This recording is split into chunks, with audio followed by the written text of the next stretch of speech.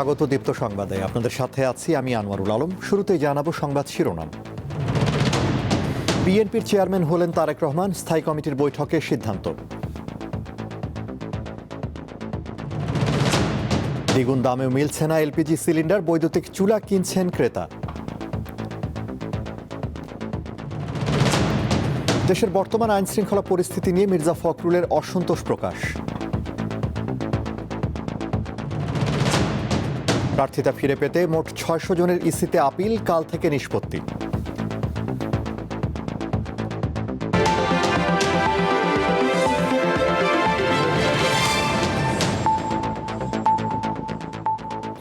এবারে বিস্তারিত। বিএনপির চেয়ারম্যান হলেন তারেক রহমান। রাতে রাজধানীর গুলশানে দলটির স্থায়ী কমিটির বৈঠকে সর্বসম্মতিতে তাকে দলের চেয়ারম্যান করা হয়েছে। তারেক রহমান দীর্ঘদিন ধরে বিএনপির ভারপ্রাপ্ত চেয়ারম্যান হিসেবে দায়িত্ব পালন করছিলেন। সম্প্রতি বিএনপি চেয়ারপারসন খালেদা জিয়ার মৃত্যুতে দলটির শীর্ষ পদ শূন্য হয়। এরই পরিপ্রেক্ষিতে আজ স্থায়ী কমিটির বৈঠকে তারেক রহমানকে বিএনপির চেয়ারম্যান করা হয়। এর পরপরই তিনি দায়িত্ব বুঝে নিয়েছেন। এদিকে বৈঠক শেষে বিএনপি মহাসচিব মির্জা ফখরুল ইসলাম আলমগীর জানিয়েছেন, নির্বাচন কমিশনের অনুরোধে তারেক রহমান রবিবার শুরু হতে যাওয়া তার উত্তরবঙ্গ সফর স্থগিত করেছেন।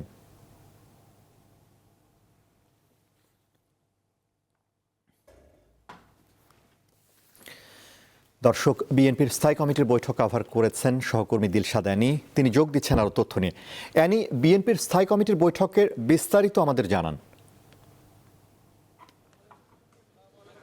জি, আজকে সন্ধ্যা না, রাত 9:30টার থেকে কিন্তু জরুরি একটি বৈঠক ডেকেছিল, যেটি আগে থেকেই কোনো বৈঠকের কোনো সময়সূচি ছিল না, কোনো এজেন্ডাও ছিল না। হঠাৎ করেই জরুরি বৈঠকটি ডাকা হয় এবং গুলশানের যে চেয়ারপারসনের কার্যালয়, বিএনপির চেয়ারপারসনের যে কার্যালয়, সেখানেই 9:30 থেকে বৈঠক অনুষ্ঠিত হয়েছে।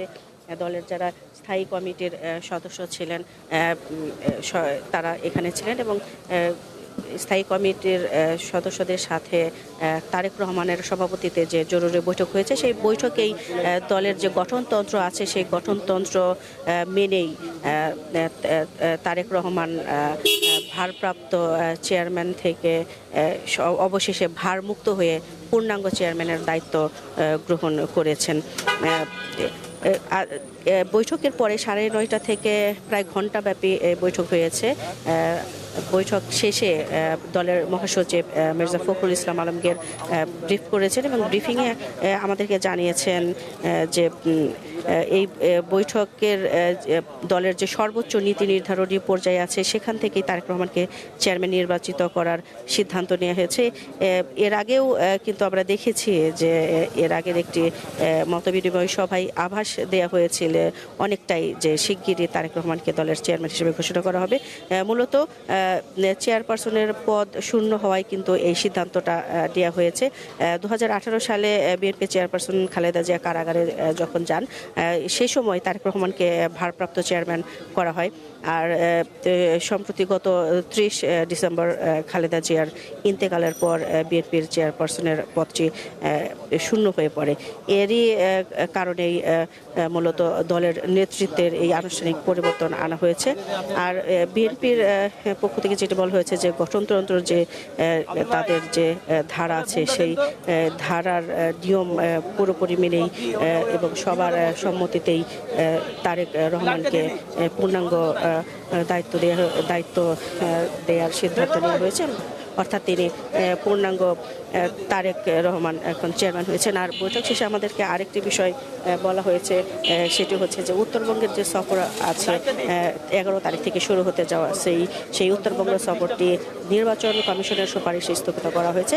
আর মির্জা ফখরুল ইসলাম আলমগীর আরেকটা কথা বলেছেন যে সম্প্রতি ওসমান হাদি যে হত্যাকাণ্ডের শিকার হয়েছে, সেই হত্যাকাণ্ডের তিনি দ্রুত বিচার দাবি করেছেন, যা আর বলেছেন নির্বাচন কমিশনের প্রতিও আহ্বান জানিয়েছেন, বর্তমান সরকারের প্রতিও আহ্বান জানিয়েছেন যাতে নির্বাচনের আগে আইনশৃঙ্খলা পরিস্থিতি আরও উন্নতি হয় আর কারোর সাথে যেন এই ধরনের আর ঘটনা না ঘটে, সেদিকে নজর দেওয়ার আহ্বান জানিয়েছেন মির্জা ফখরুল ইসলাম আলমগীর। তো এই ছিল সর্বশেষ তথ্য।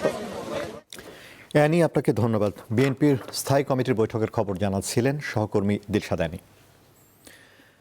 বিএনপির চেয়ারম্যান তারেক রহমানের সঙ্গে সৌজন্য সাক্ষাৎ করেছেন ঢাকায় নিযুক্ত পাকিস্তানের হাইকমিশনার ইমরান হায়দার। বিকেলে রাজধানীর গুলশানে বিএনপি চেয়ারপারসনের রাজনৈতিক কার্যালয়ে এই সাক্ষাৎ হয়। ৩০ মিনিটের বেশি তারা কথা বলেন। দলীয় সূত্রে জানা গেছে, বৈঠকে দুই দেশের স্বার্থ সংশ্লিষ্ট বিভিন্ন বিষয় নিয়ে আলোচনা হয়েছে। বিশেষ করে দক্ষিণ এশীয় আঞ্চলিক সহযোগিতা, ব্যবসা বাণিজ্য ও দ্বিপক্ষীয় সম্পর্ক সুদৃঢ় করার বিষয়ে বৈঠকে আলোচনা হয়েছে। ইমরান হায়দার গত বছরের আগস্টে পাকিস্তানের হাইকমিশনার হিসেবে ঢাকায় নিযুক্ত হন। তরলীকৃত পেট্রোলিয়াম গ্যাস বা এলপিজি ব্যবহারকারীদের দুর্ভোগ এখন চরমে। নির্ধারিত দামের দ্বিগুণ দিয়েও গ্যাস মিলছে না। 12 কেজির একটি সিলিন্ডার বিক্রি হচ্ছে 2 থেকে 2,500 টাকায়। এজন্য ডিলারদের দুষছেন খুচরা ব্যবসায়ীরা। অনেক পরিবার বাধ্য হয়ে বিকল্প হিসেবে বৈদ্যুতিক চুলা কিনছেন। ভোর থেকে গভীর রাত, অপেক্ষা শুধু নীল শিখার। কিন্তু রাজধানীর অধিকাংশ এলাকার মতো আদাবরের এই বাসাটিতেও গ্যাস নিয়ে চরম দুর্ভোগ চলছে। পাইপলাইনে গ্যাস না থাকায় রান্না এক প্রকার বন্ধই বলা চলে।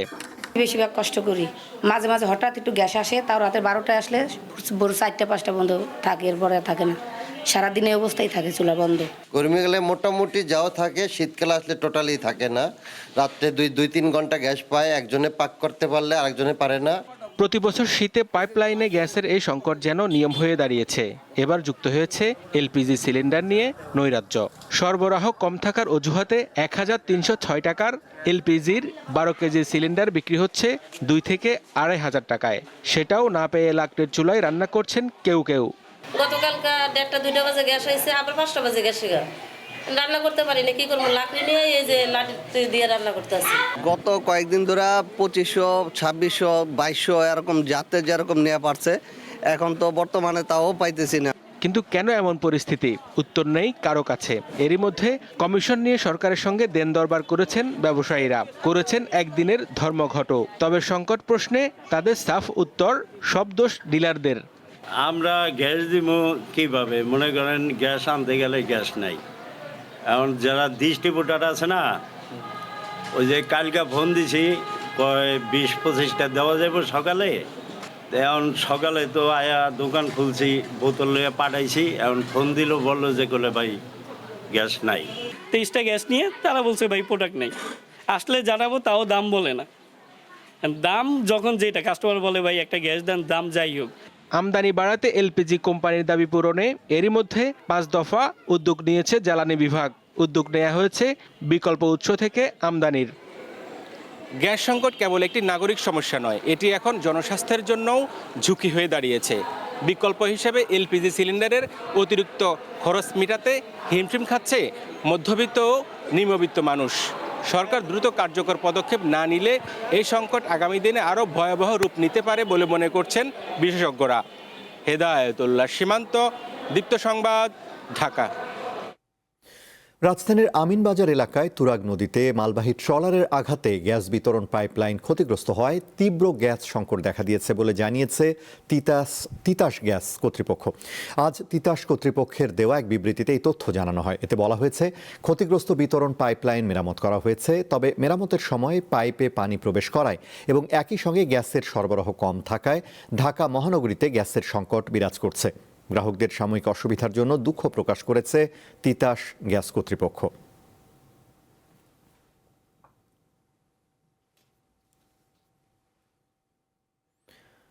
দেশের বর্তমান আইন শৃঙ্খলা পরিস্থিতি নিয়ে অসন্তোষ প্রকাশ করেছেন বিএনপি মহাসচিব মির্জা ফখরুল ইসলাম আলমগীর। সকালে ঠাকুরগাঁও শহরের কালীবাড়ি এলাকার নিজ বাসভবনে সাংবাদিকদের সঙ্গে মতবিনিময়কালে তিনি বলেন, বিএনপির কয়েকজন নেতাকর্মী সহ দেশে যেভাবে রাজনৈতিক ব্যক্তিদের হত্যা করা হচ্ছে তা দুঃখজনক, কিন্তু এ বিষয়ে সরকারের পক্ষ থেকে কোনো কার্যকর ব্যবস্থা গ্রহণ করা হয়নি। গোটা দেশের মানুষ তো অপেক্ষা করছে নির্বাচনের জন্য, কিন্তু আইন শৃঙ্খলা পরিস্থিতি যা দাঁড়িয়েছে সেটাতে আমি আপনার খুব সন্তুষ্ট হতে পারছি না। কারণ যে হারে রাজনৈতিক নেতৃবৃন্দকে খুন করা হচ্ছে, বিশেষ করে আমাদের দলের অনেক কয়েকজন নেতাকে হত্যা করা হয়েছে, খুন করা হয়েছে, আমরা এটা তীব্র নিন্দা জানিয়েছি, ক্ষোভ জানিয়েছি। কিন্তু সরকারের তরফ থেকে সেই ধরনের যে একটা ইফেক্টিভ ব্যবস্থা সেটা কিন্তু গ্রহণ করা হয়। ঠাকুরগাঁতে আমাদের এখানে কয়েকজন শহীদ আছেন, তার মধ্যে একজন শহীদের কবর তিনি জিয়ারত করবেন এবং পরে দেশনেত্রী বেগম খালেদা জিয়ার ইন্তেকালে আত্মার অক্ষর আছে এই একটি আপনার গণ একটা দোয়া মাহফিল হবে, সেই দোয়া মাহফিলে অংশগ্রহণ করবেন। একটা ব্যক্তিগত শুভেচ্ছা সফর এবং একই সঙ্গে তার যে দায়িত্ব রয়েছে আপনার এই গণ অভ্যুত্থানের যে সমস্ত শহীদ আমাদের হয়েছেন তাদের প্রতি শ্রদ্ধা জানানোর, সেটাই তিনি জানাবেন। যারা নির্বাচন বিরোধী তারা স্বেচ্ছাসেবক দলের নেতা আজিজুর রহমান মুসাব্বির হত্যার সঙ্গে জড়িত থাকতে পারে, এমনটাই বলছেন বিএনপির স্থায়ী কমিটির সদস্য সালাউদ্দিন আহমদ। আজ রাজধানীর পান্থপথ এলাকায় মুসাব্বিরের বাসায় তার পরিবারের সদস্যদের সঙ্গে দেখা করেন সালাউদ্দিন আহমদ। এ সময় নিহতের পরিবারের সদস্যদের সান্ত্বনা দেন তিনি। আজিজুর রহমান মুসাব্বির ছিলেন ঢাকা মহানগর উত্তরের স্বেচ্ছাসেবক দলের সাবেক সাধারণ সম্পাদক। 7 জানুয়ারি রাতে রাজধানীর তেজগাঁওয়ের তেস্তুরি বাজারে তাকে দুর্বৃত্তরা গুলি করে হত্যা করে।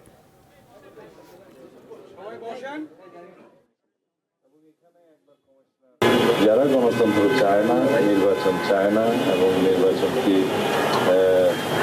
যারা অনিশ্চিত করতে পারলে লাভবান হবে, সেই জাতীয় কোনো অপশক্তি পিছনে আছে কিনা সেটা খতিয়ে দেখতে হবে। তবে আমরা ঘটনার সুষ্ঠু তদন্তের জন্য দাবি করেছি। ত্রয়োদশ সংসদ নির্বাচনে প্রার্থিতা ফিরে পেতে ইসিতে আপিল আবেদন শেষ হয়েছে। আজ শেষ দিন 131 জন আপিল করেছেন। রিটার্নিং কর্মকর্তাদের সিদ্ধান্তের বিরুদ্ধে 5 দিনে মোট 600 জন নির্বাচন কমিশনের দ্বারস্থ হয়েছেন। কাল শুরু হবে আপিল নিষ্পত্তি। ত্রয়োদশ জাতীয় সংসদ নির্বাচনের মনোনয়নপত্র যাচাই বাছাই করে রিটার্নিং কর্মকর্তারা যে সিদ্ধান্ত নিয়েছেন তার বিরুদ্ধে আপিলের শেষ দিন ছিল শুক্রবার। এদিনও মনোনয়নপত্র বাতিলের সিদ্ধান্তের বিরুদ্ধে আপিল আবেদন করেন অনেক প্রার্থী, জমা দেন প্রয়োজনীয় কাগজপত্র। এবার মোট 2568টি মনোনয়নপত্র যাচাই বাছাই করে 1842 জনকে বৈধ এবং 723 জনের প্রার্থিতা বাতিল করেন রিটার্নিং কর্মকর্তারা। রাজধানীর আগারগাঁওয়ে নির্বাচন কমিশন ভবনে অস্থায়ী আপিল দায়ের কেন্দ্রের অঞ্চলভিত্তিক 10টি বুথে আপিল আবেদন গ্রহণ করা হয়।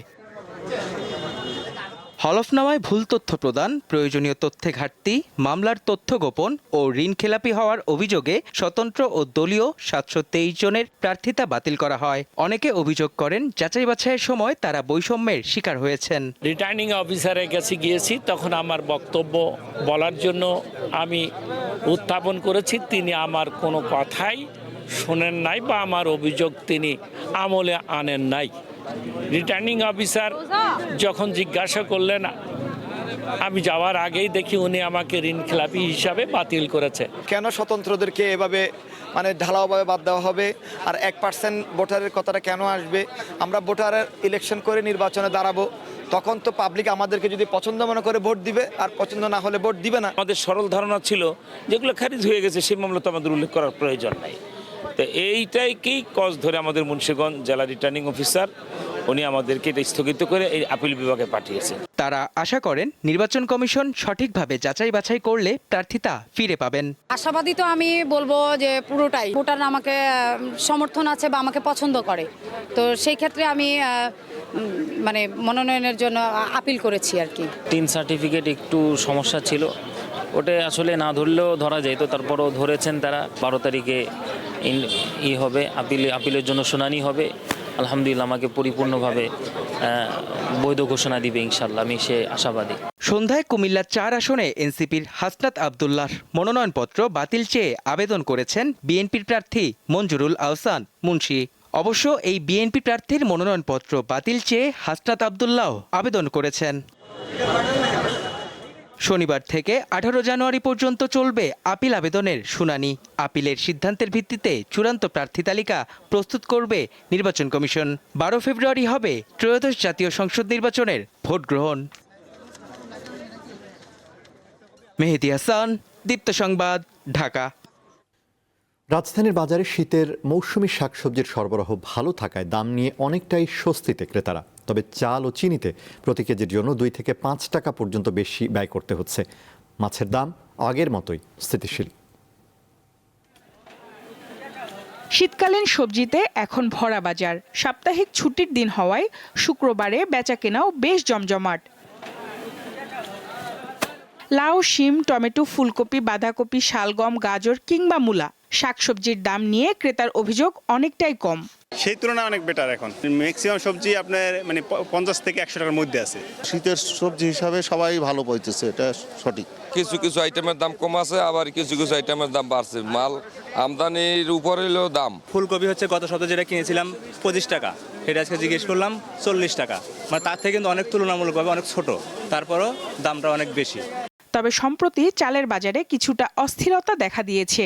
মিনিকেট, নাজিরশাইল সহ প্রায় সব ধরনের চালের দাম বেড়েছে। আমাদের যে চাউল আসছে প্রতি কেজিতে 1-2 টাকা বাড়ছে, বিশেষ করে মিনিকেটের রেটটা বাড়ছে বেশি। ঊর্ধ্বগতি চলতেছে, আপনার মিনিকেট 28 এগুলো সব কেজিতে 1-2 টাকা করে বাড়ছে। নাজিরশাইলের দামটা বেশি বাড়ছে। আগে আমি কিনছি 4000 টাকা বস্তা, যেটা ইন্ডিয়ান ভিভোগ একটা চাল চিকন, ওইটা এখন মানে আবার 100 টাকা 150 টাকার দাম বাড়তি। ভোগ্যপণ্যের মধ্যে চিনি নিয়েও অস্থিরতা রয়েছে।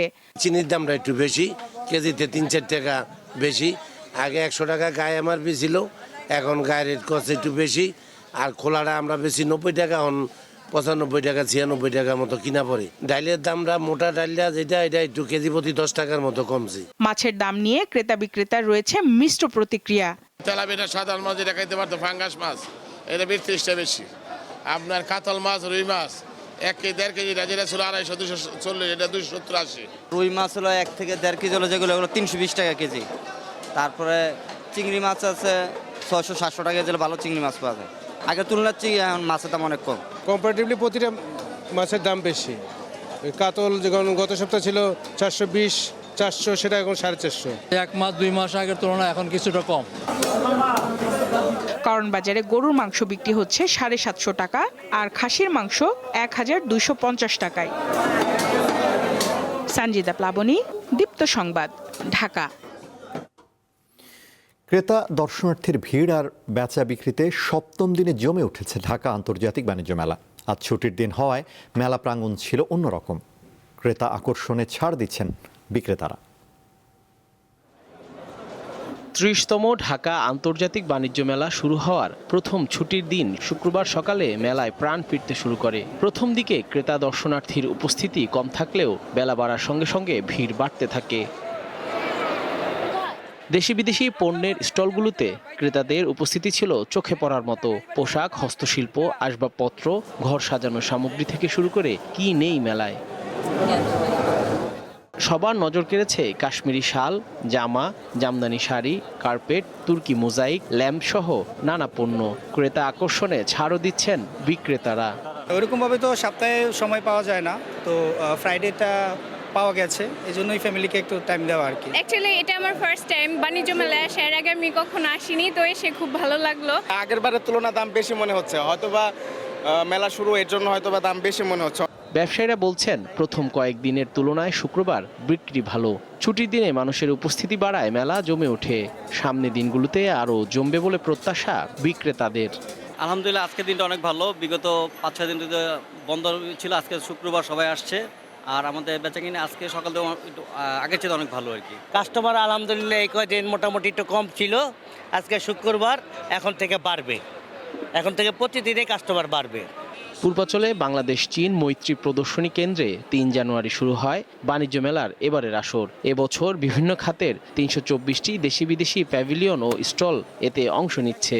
চলবে 31 জানুয়ারি পর্যন্ত। জহুরুল মোহসান, দীপ্ত সংবাদ, ঢাকা। জুলাই যোদ্ধা ওসমান হাদি হত্যার বিচার দাবিতে পদযাত্রা কর্মসূচি পালন করেছে ইসলামী ছাত্র আন্দোলন বাংলাদেশ। আজ জুমার নামাজের পর জাতীয় মসজিদ বাইতুল মোকাররমের উত্তর গেইটে পদযাত্রার আগে সমাবেশের আয়োজন করা হয়।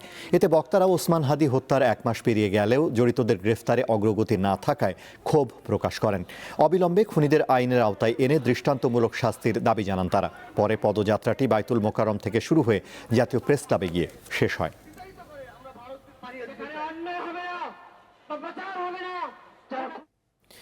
দেশের সর্ব উত্তরের জেলা পঞ্চগড়ের উপর দিয়ে বইছে মাঝারি শৈত্যপ্রবাহ।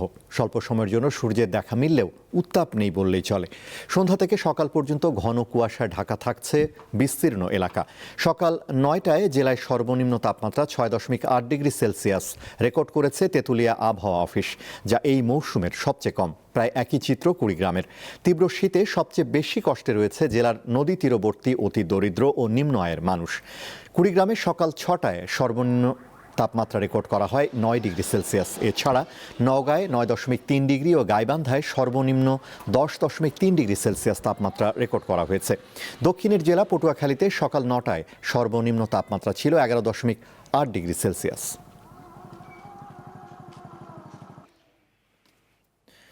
চট্টগ্রামে সিএনজি অটোরিকশা থামিয়ে স্বর্ণ দোকানের কর্মচারীর কাছ থেকে 350 ভরি স্বর্ণ লুটের ঘটনায় 7 জনকে গ্রেফতার করেছে পুলিশ। এর মধ্যে সুমন নামে পুলিশের সাবেক এক এএসআই রয়েছেন। গাজীপুর, ঢাকা ও চট্টগ্রামের বিভিন্ন স্থানে অভিযান চালিয়ে বৃহস্পতিবার তাদেরকে আটক করা হয়। উদ্ধার করা হয়েছে 290 ভরি স্বর্ণ। আজ এ তথ্য জানিয়েছে পাঁচলাইশ থানার পুলিশ। গ্রেফতার পুলিশের সাবেক এএসআই সুমন ছিনতাই ও চাঁদাবাজির অভিযোগে চাকুরিচ্যুত হয়েছিলেন। পুলিশ জানায়, গত রবিবার চট্টগ্রামের আতুরার ডিপো এলাকায় অটোরিকশার গতিরোধ করে 4 অস্ত্রধারী ডিবি পরিচয়ে তল্লাশির নামে অস্ত্র ঠেকিয়ে লুটে নেয় 350 ভরি স্বর্ণ।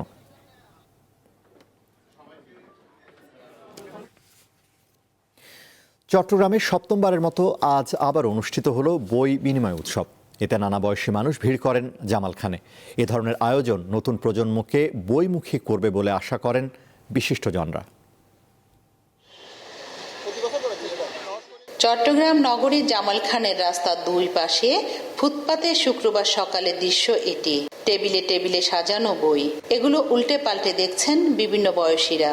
ফিল্ড ক্যামেরা স্টোরেজ আয়োজিত দিনব্যাপী এই আয়োজনে একাডেমিক, গল্প, অনুবাদ, বিজ্ঞান, ইতিহাস, ঐতিহ্য ও সাহিত্য সহ সব ধরনের বই বিনিময়ের সুযোগ মেলে। নতুন কিংবা পুরাতন যাই হোক না কেন, একটি বইয়ের বিনিময়ে আরেকটি বই নেওয়া যায়। ফলে প্রতিটি স্টলে ছিল উপচে পড়া ভিড়। অনেকে ব্যাগ ভর্তি নিজের পুরাতন বই এনে তার বিনিময়ে নেন পছন্দের অন্য বই। তরুণ প্রজন্ম আছে, তারা যেভাবে সোশ্যাল মিডিয়া এবং মোবাইল ফোনে আসক্ত হয়ে যাচ্ছে, নিঃসন্দেহে এরকম একটি আয়োজন এই তরুণ প্রজন্মকে বই পড়ার ক্ষেত্রে অনেক উদ্বুদ্ধ করবে। আমাদের যেগুলো পড়বো না বই, ওগুলো চেঞ্জ করে আমরা নতুন পড়ার মতো বই নিতে পারছি। তবে একটা জিনিস হলে ভালো হতো, এখানে স্টল নাম্বার ফিক্স করে দেওয়া হয়েছে। যদি বইয়ের যে কোনো স্টল থেকে নেওয়ার একটা সুবিধা থাকতো তাহলে ভালো হতো। বই বিনিময়ের পাশাপাশি পাঠচক্র, বিভিন্ন রাইটাররা আসেন, তারপর হচ্ছে ওইখানে রাইটার একটা বই নিয়ে আমরা সবাই মিলে আলোচনা করি। তো এইভাবেই হচ্ছে নতুন প্রজন্ম আস্তে আস্তে হচ্ছে বইয়ের প্রতি আগ্রহ বোধ করবে। আমরা চাইলেই বইগুলো পরিবর্তন করার একটা আসলে সুযোগ পেয়েছি, খুব ভালো লাগছে। আর বিশেষ করে আমরা যে বইগুলো জমা দিচ্ছি, আমরা বিপরীতে আরো খুব ভালো বইও পাচ্ছি। উদ্বোধনী অনুষ্ঠানে বিশিষ্টজনরা বলেন, যেখানে আশঙ্কাজনক হারে বই পড়া কমে যাচ্ছে, সেখানে এই ধরনের উৎসব সব বয়সী, বিশেষ করে নতুন প্রজন্মকে বইমুখী করতে সহযোগিতা করবে। আজকে আমরা মনে মনে শপথ করি, বছরে অন্তত 10টি বই পড়ব, এবং যারা চাকরি করি তারা মাসের শেষে অন্য খরচের সাথে যে কোনো মূল্যের একটি বই কিনবো। আগে যেটা আমরা শহর কেন্দ্রিক একটা বই বিনিময় উৎসব করে রাখতাম, সেটি বর্তমানে চট্টগ্রামে সর্বত্র ছড়িয়ে গিয়েছে, এবং সেক্ষেত্রে আমরা চট্টগ্রামের নানা প্রান্ত থেকে এবারে আমাদের বইয়ের পাঠক পাচ্ছি। বই বিনিময় ছাড়াও উৎসবে ছিল দেশের ইতিহাস, সংস্কৃতি ও ঐতিহ্য নিয়ে আলোকচিত্র প্রদর্শনী। রুনা আনসারি, দীপ্ত সংবাদ, চট্টগ্রাম। আন্তর্জাতিক। ইরানে সরকার বিরোধী বিক্ষোভ আরও তীব্রতর হচ্ছে। পরিস্থিতির দ্রুত অবনতি হওয়ায় দেশজুড়ে ইন্টারনেট সংযোগ বন্ধ করে দেওয়া হয়েছে। বৃহস্পতিবার রেজা পাহলবির আহ্বানে রাস্তায় নামেন তার হাজার হাজার সমর্থক। রাজধানী তেহরান সহ বিভিন্ন শহরে বিক্ষোভ ছড়িয়ে পড়ে। এ সময় বিক্ষোভকারীরা সরকারের বিরুদ্ধে বিভিন্ন স্লোগান দেন। আন্তর্জাতিক গণমাধ্যমের খবর অনুযায়ী গত 12 দিনে ইরানের 31টি প্রদেশের মধ্যে 25টিতে বিক্ষোভ ছড়িয়ে পড়েছে। বিক্ষোভ শুরুর পর থেকে ইরানে এখন পর্যন্ত অন্তত 21 জন নিহত হয়েছে। এর মধ্যে নিরাপত্তা বাহিনীর সদস্য রয়েছে। বিক্ষোভকারীরা পুলিশের গাড়ি, রাষ্ট্রীয় টিভি সংশ্লিষ্ট ভবন, গভর্নর অফিস ও সর্বোচ্চ নেতা আয়াতুল্লাহ আলী খামেনির ছবিতে আগুন ধরিয়ে দেন। সিরিয়ার আলেপ্পো শহরের একাধিক এলাকায় অনির্দিষ্টকালের জন্য কারফিউ জারি করেছে কর্তৃপক্ষ। দেশটির সেনাবাহিনী ও কুর্দি নেতৃত্বাধীন সিরিয়ান ডেমোক্রেটিক ফোর্স এসডিএফ এর মধ্যে সংঘর্ষ তীব্র আকার ধারণ করায় এই সিদ্ধান্ত নেওয়া হয়। দেশটির রাষ্ট্রীয় বার্তা সংস্থা সানা জানায়, নাগরিকদের নিরাপত্তা নিশ্চিত করা এবং শৃঙ্খলা বজায় রাখার জন্য এই ব্যবস্থা নেওয়া হয়েছে। কারফিউ চলাকালে সংশ্লিষ্ট এলাকাগুলোতে সব ধরনের যান চলাচল সম্পূর্ণভাবে নিষিদ্ধ থাকবে। চলতি সপ্তাহের শুরুতে সংঘর্ষ শুরুর পর থেকে আলেপ্পো শহরে অন্তত 22 জন নিহত হয়েছে। সিরীয় সেনাবাহিনীর অভিযোগ, এসডিএফ বেসামরিক এলাকায় আর্টিলারি ও মর্টার হামলা চালিয়েছে। তবে এসডিএফ এই অভিযোগ অস্বীকার করে বলেছে সরকারপন্থী বাহিনীর নির্বিচার গোলাবর্ষণের কারণেই হতাহতের ঘটনা ঘটেছে। সংঘর্ষের জেরে 1 লাখেরও বেশি মানুষ ঘরবাড়ি ছেড়ে পালিয়ে যেতে বাধ্য হয়েছে। রাশিয়া ইউক্রেন যুদ্ধ বন্ধে শান্তি আলোচনার মধ্যেই পাল্টাপাল্টি হামলা অব্যাহত রেখেছে। ইউক্রেনের একটি আবাসিক ভবন লক্ষ্য করে হামলা চালায় রাশিয়া, এতে অন্তত 10 জন আহত হয়। ইউক্রেনীয় সামরিক বাহিনী জানায় ক্রিভি রিজ শহরে আবাসিক ভবন লক্ষ্য করে 2টি ব্যালিস্টিক ক্ষেপণাস্ত্র ছুঁড়েছে রাশিয়া। হামলায় একাধিক আবাসিক ভবনের পাশাপাশি অন্যান্য অবকাঠামোরও ক্ষয়ক্ষতি হয়েছে। জবাবে কৃষ্ণ সাগরে রাশিয়ার বন্দরগামী একটি তেলবাহী ট্যাঙ্কারে ড্রোন হামলা চালিয়েছে ইউক্রেন।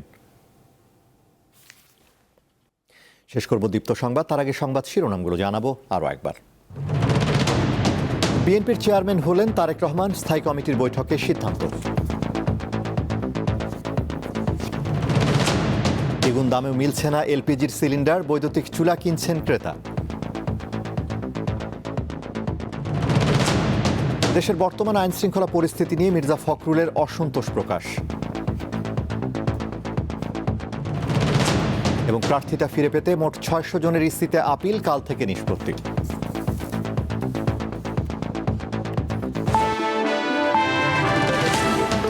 এই ছিল এখনকার মতো। এছাড়া আরও তথ্য বিনোদনের খবর পেতে যুক্ত থাকুন দীপ্ত ডিজিটাল প্ল্যাটফর্মগুলোতে। ধন্যবাদ।